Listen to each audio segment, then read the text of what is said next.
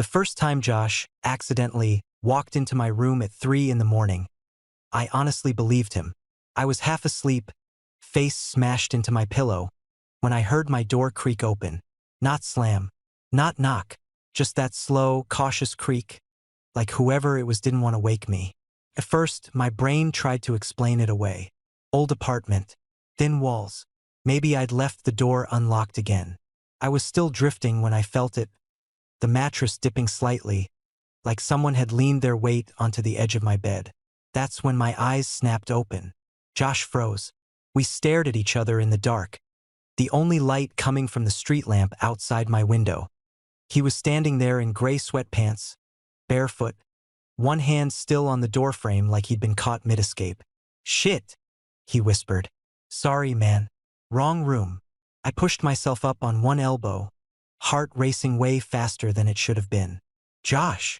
"Yeah," he said quickly. "I thought this was the bathroom." I blinked at him. The bathroom was down the hall, past his room, past the kitchen. There was no logical universe where my bedroom was the bathroom, but I was still too groggy to argue. "It's fine," I muttered. "You good?" "Yeah, totally. My bad." He backed out, pulling the door shut behind him with exaggerated care. I lay there for a solid 10 minutes afterward, staring at the ceiling, telling myself it was nothing. Just a mistake.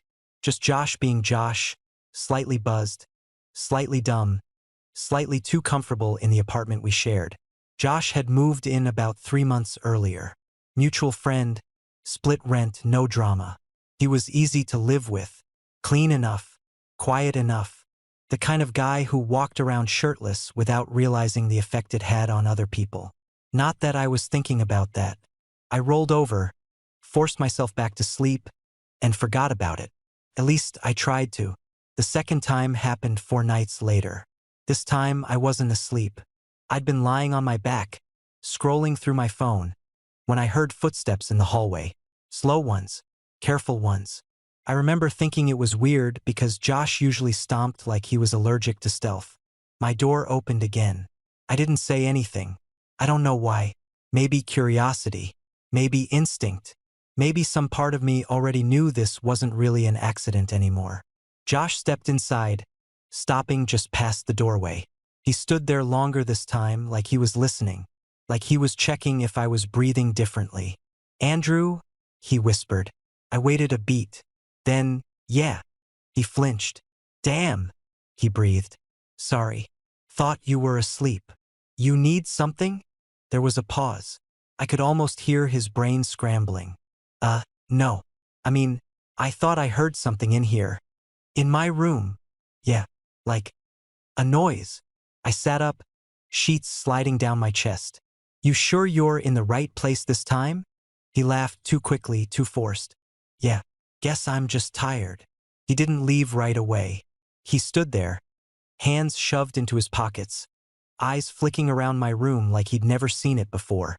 We'd hung out in here plenty of times. Drinks, movies, late-night conversations that got a little too personal after a couple beers. Finally, he nodded to himself. "Night, man. Night." The door closed again. This time, I didn't go back to sleep. I lay there replaying it over and over. The hesitation, the way he'd said my name, the fact that he hadn't immediately turned around when he realized his mistake. By the third time, a week later, there was no pretending. I woke up to the feeling of someone standing way too close to my bed. Josh was already inside the room, and this time, he didn't say anything at all. I didn't move right away. That was the strangest part. Not the fact that Josh was in my room again, not the way my heart was pounding like I'd just been caught doing something wrong, but the fact that my body stayed perfectly still. Like if I didn't react, whatever was happening might reveal itself.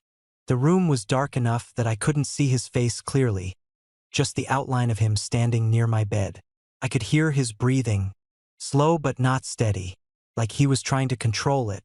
"Josh," I said quietly. He didn't answer. I sat up this time, pulling the blanket higher around my waist. "You okay, man?" Another pause. Then he shifted his weight, the floorboard giving a soft creak under his foot. "Yeah," he said, but his voice was low, Careful. Sorry. I thought you were asleep. I rubbed my eyes, buying myself a second. You've said that before. He exhaled through his nose, almost like a laugh, but there was no humor in it. Guess I'm not great at knowing when to leave people alone. That landed heavier than it should have. He finally turned toward the door, hand reaching for the handle. For a second, I thought that was it, another half explanation, another quiet exit, another night of me lying awake replaying everything. But then he stopped. Still facing away from me, he said, "Does it bother you? Does what bother me? That I come in here." The question hung in the air between us. Honest. Exposed. Way too real for 3 in the morning. I mean, I said slowly, "It's a little weird." He nodded like he'd expected that. "Yeah. But," he added, glancing over his shoulder. I swallowed. "But if something's wrong, you could just knock or talk to me."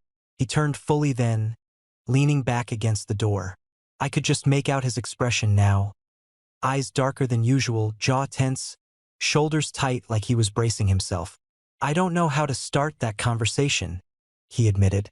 I let out a breath I hadn't realized I was holding.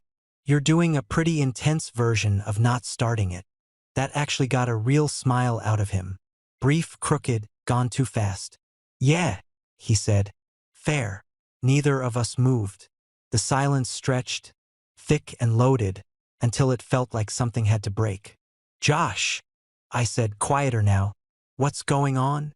He looked at me for a long moment. Really looked. Like he was deciding how much damage the truth might do. "I don't sleep well anymore," he said finally. "I wake up and I don't know where I am for a second. And somehow I end up here." "Why here?" His jaw tightened. "Because you're awake," he said. "Even when you're asleep." I frowned. "That doesn't make sense." "It does to me." Another pause. He pushed himself off the door and took a step toward the bed. Not close, but closer than before. "I'm not trying to freak you out," he added quickly. "I swear. It's quiet in here. It feels safe." Safe. The word settled somewhere deep in my chest, warm and dangerous at the same time. "If it really bothers you," he said, voice softer now, "I'll stop. I just needed to know." I should have said yes. I should have told him it crossed a line, that it needed to end, that roommates didn't do this kind of thing. That normal people didn't stand half-dressed in each other's bedrooms in the middle of the night having conversations like this. Instead, I heard myself say, "It bothers me when you don't explain." His eyes flicked up to mine. "So explain," I added. He hesitated. Then, slowly, he sat down on the edge of my bed. My pulse thudded in my ears. "During the day," he went on. "At night, when I'm trying not to, when I really should be." I didn't interrupt. I wasn't sure I could trust my voice if I did. "I don't know what I'm doing," he admitted, "or what I want. I just know that when I wake up and my head's a mess, this is where my feet take me." He looked down at his hands, flexing his fingers like he was grounding himself. "I tell myself it's an accident," he said quietly, "but I don't think it is anymore." The room felt smaller, the air thicker. "Josh?" I said, my voice barely above a whisper. "Are you saying dash? I don't need you to label it." He cut in, fast and almost desperate. "I just needed you to know I'm not sleepwalking." We sat there, inches apart, the truth finally out in the open between us. Neither of us moved. Neither of us pulled away. And that's when I realized something that scared me more than him being in my room ever had. I wasn't waiting for him to leave. The next morning was worse than the night.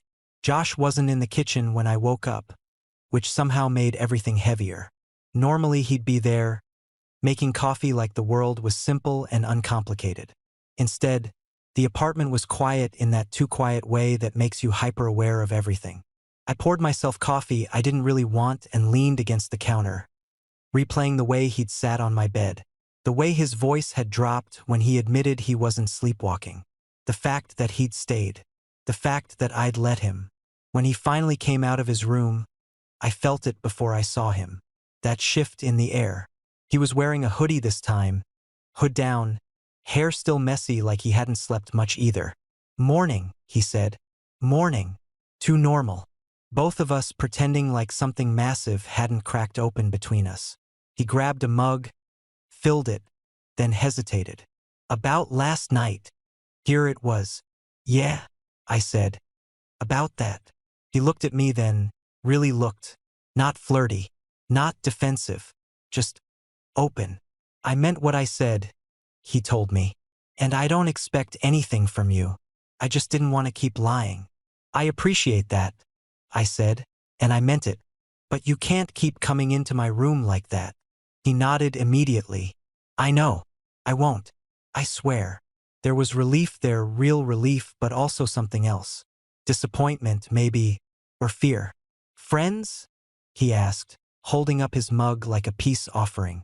I smiled faintly. "Friends." And for a few days that was it. No midnight visits. No lingering in doorways. No accidental brushes in the hallway.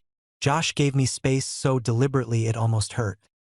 He'd retreat to his room when I entered a space, like he was afraid of crossing another invisible line. Which was stupid because the line was already gone. It happened on a Friday night. We were both a little buzzed, sitting on opposite ends of the couch, watching something neither of us was paying attention to. The kind of silence that wasn't awkward, just loaded. Josh laughed at something on the screen, then shook his head. "I've been an idiot, you know?" I glanced at him. "That's not news." He snorted. "I mean about everything." I waited. "I've always been good at avoiding shit that scares me," he said. "Jokes, girls, noise, keeps me from thinking too hard." "And now?" I asked.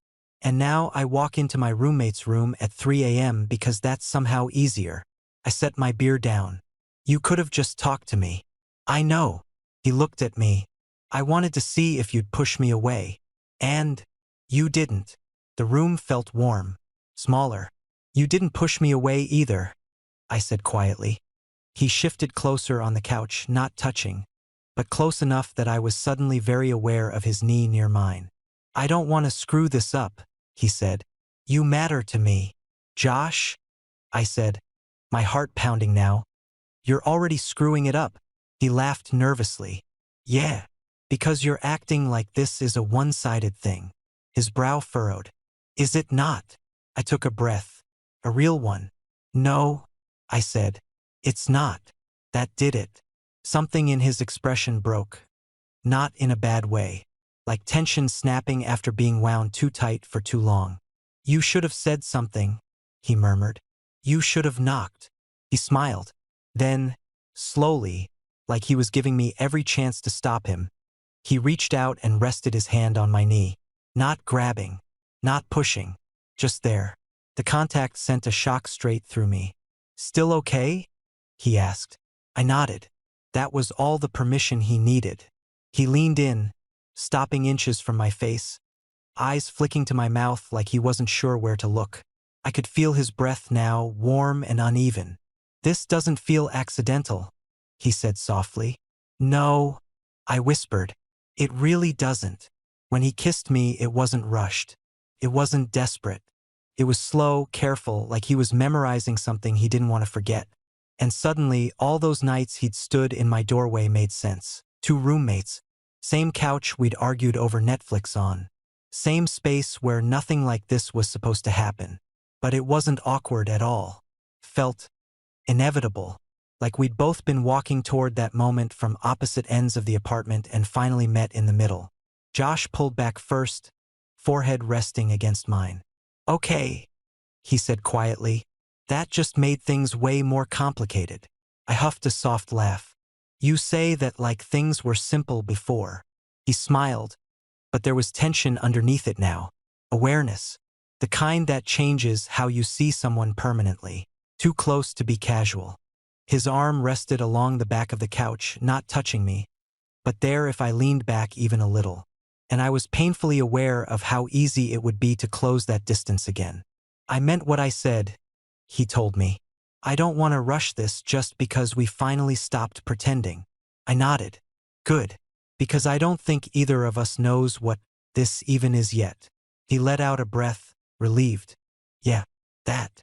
We sat there like that for a while, talking in half sentences, about how long he'd been feeling restless, about how I'd noticed the looks before the late-night visits ever started, about how both of us had assumed the other one was off-limits for different reasons.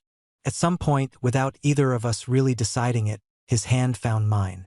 Not interlaced, just fingers brushing, resting together like it was the most natural thing in the world. And that was the moment that scared me, because it felt normal. Too normal. Hey, I said eventually, we should probably stop before we do something we can't undo. He glanced at our hands, then back up at me. You already think this is something we can't undo? I didn't answer right away. That's not a no, he added gently. No, I admitted. It's not. He squeezed my hand once, then let go, a deliberate choice, and I respected the hell out of him for it. I'm gonna head to bed, he said. Alone. Like a normal person. Night, Andrew. Night, Josh. I didn't sleep much. Not because I wanted him to come into my room again. That part was over. But because my brain wouldn't shut up. Every shared look, every almost touch, every time I told myself I was imagining things came rushing back with new meaning. Around 3 a.m., I heard him move in his room. Not toward my door. Just pacing. The next few days were charged. We were careful. Painfully so. No touching beyond accidental brushes. No being alone together for too long. Like if we kept the rules tight enough, we could keep control. It didn't work. It broke on a Sunday afternoon of all times. We were cleaning the apartment, music on, windows open. Normal. Domestic. Josh was standing on a chair wiping the top of a shelf when it wobbled. Shit dash. I stepped forward instinctively to steady him. His breath hitched. He looked down at me, eyes dark, jaw tight, like he was holding himself back from something. Neither of us moved. You good? I asked, my voice low. Yeah, he said, not sounding convinced. I should have let go. Instead, he stepped down, close enough that there was no space left between us.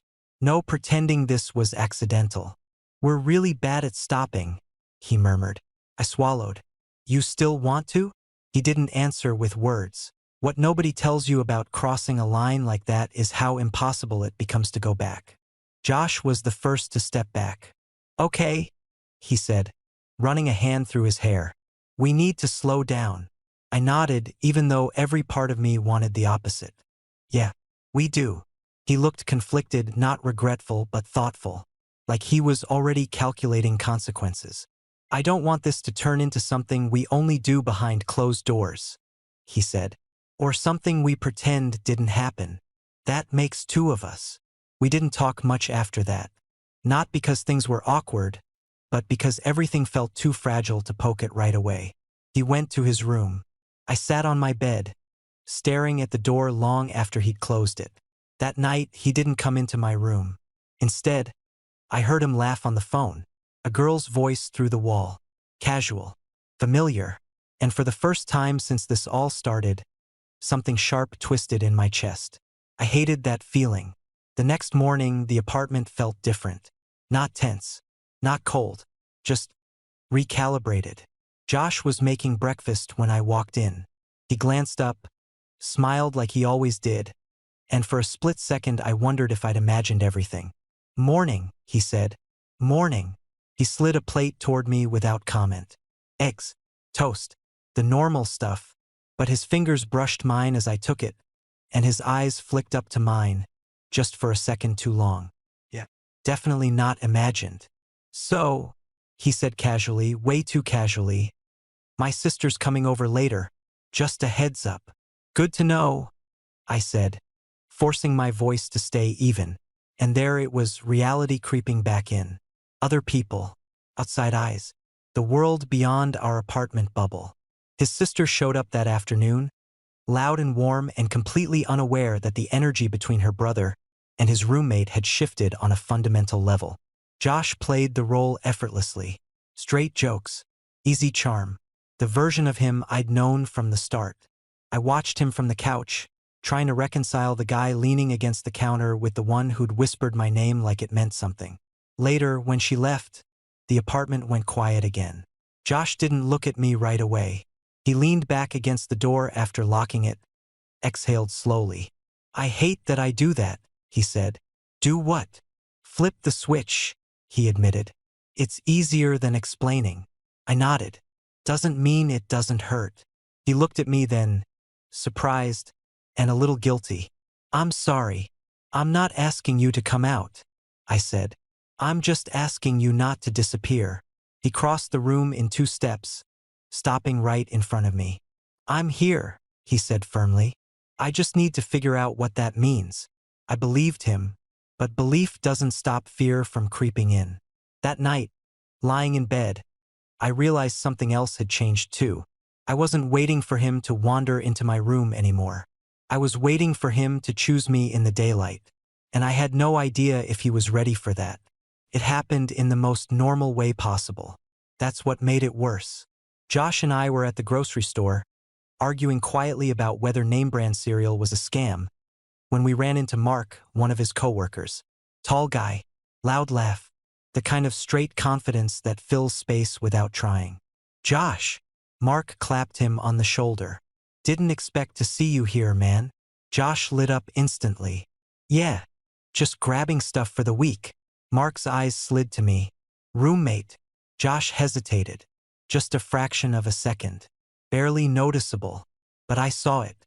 Yeah, he said. Andrew. Mark nodded. Nice. You guys live close. Same place, Josh replied. Easy. Automatic. And that was it. No lie. No truth either. Just the version that fit. On the walk home, we didn't talk much. The bags rustled between us, the city noise filling the silence. I tried to convince myself I was overreacting. He hadn't done anything wrong. He wasn't obligated to explain his life to anyone. Still, something sat heavy in my chest. Back at the apartment, Josh put the groceries away like nothing had happened. Hummed to himself. Normal. Comfortable. I couldn't do it. Hey, I said. He looked up. Yeah. That pause, I said carefully. At the store. His shoulders stiffened. I didn't know what you wanted me to say, he replied. I didn't want you to say anything, I said. I just wanted to know if you even thought about it. He leaned against the counter, rubbing his face. Of course I thought about it. And I panicked, he admitted. Okay?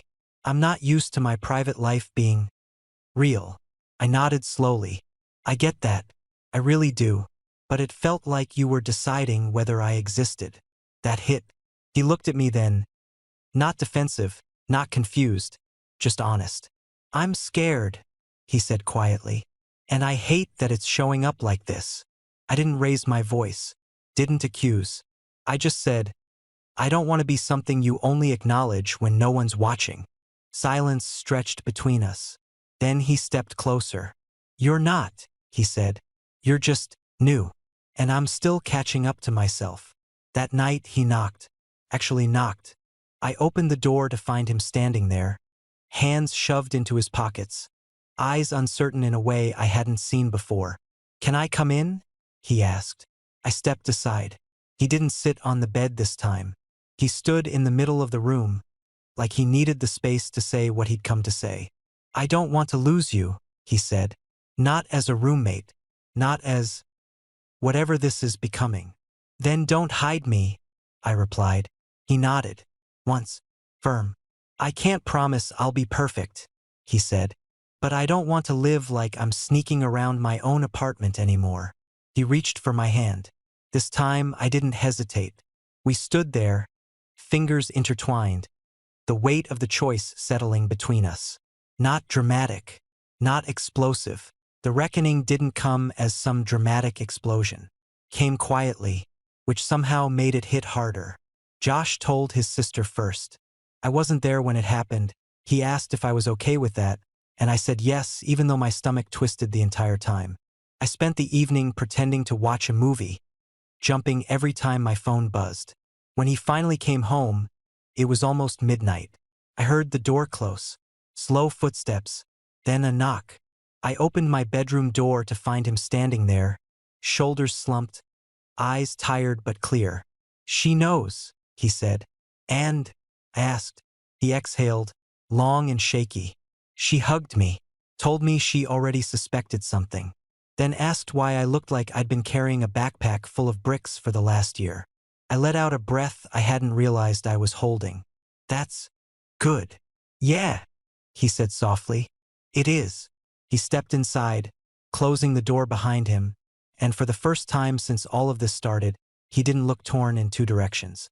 He looked like one person. "I didn't say everything," he added, "but I said enough.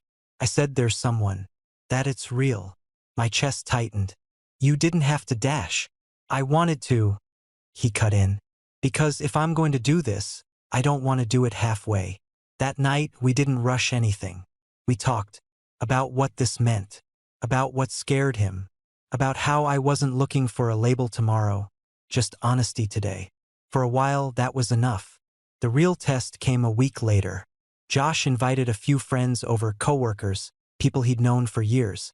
Beer, music, laughter filling the apartment.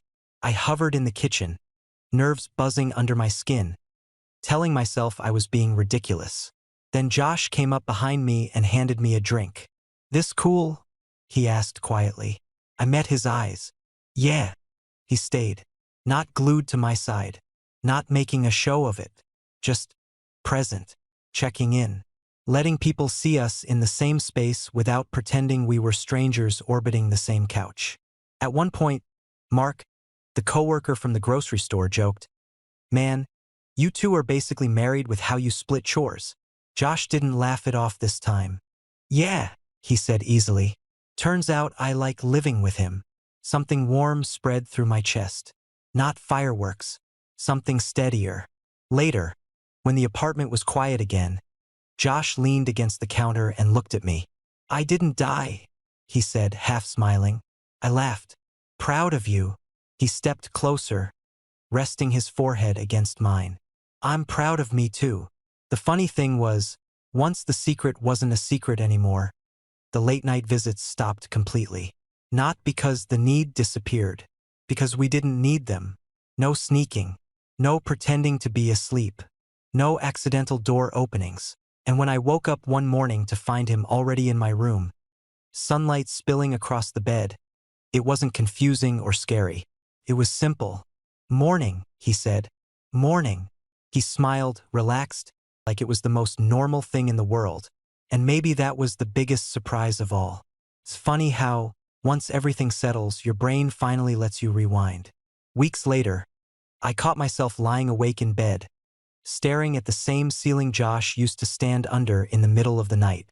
The apartment was quiet now, not the tense, holding its breath quiet from before, but the comfortable kind. The kind that means nothing is about to sneak up on you. That's when it hit me. All those accidents hadn't really been accidents at all. They were rehearsals. He'd been testing the ground before stepping on it, seeing if I'd wake up, seeing if I'd push him away, seeing if he was brave enough to want what he wanted without running from it. And I had my own version of that too, letting him stay, not calling him out the first time, pretending I didn't hear the hesitation in his voice when he said my name in the dark. We were both complicit. We just needed time to admit it. Josh shifted beside me, half awake. "You're thinking too loud," he murmured. I smiled. "Sorry. What about?" I glanced at him, the soft morning light catching in his eyes. "About how you used to, accidentally, break into my room." He groaned, burying his face in my shoulder.